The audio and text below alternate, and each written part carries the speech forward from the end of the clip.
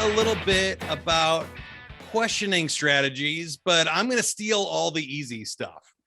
So we know we should ask questions in sales. We know telling isn't selling. We know that we got to ask about their budget and money and stuff.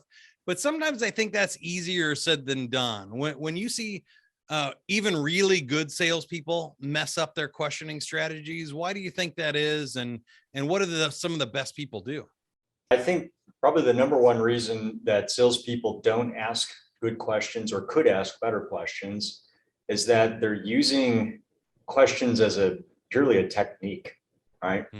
And what I mean by that is, they've just been taught to ask good questions. And so what they're trying to do is add that to the conversation, but only because they were told to do it. And what they haven't really connected is, why is the question relevant? What is the information I'm really trying to gain here? What didn't I hear that was clear that I need to clarify? And so they're kind of missing the conversation, and they're really just kind of focused on trying to use the technique. So it comes off very technique.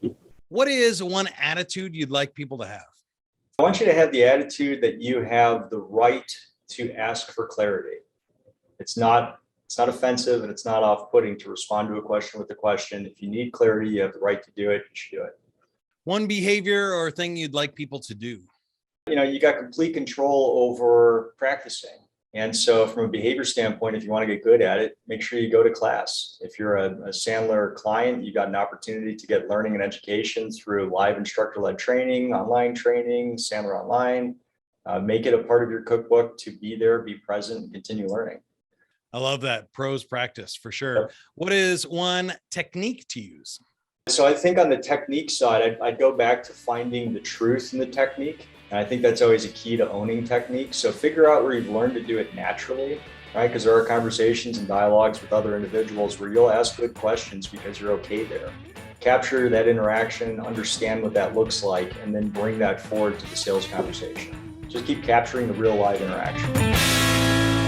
Thank you for watching this highlight video from the How to Succeed podcast. You can subscribe to the podcast on iTunes, Google Play, and Spotify, or click subscribe right here on YouTube to get notices about future episodes. And remember, whatever you are, be a good one.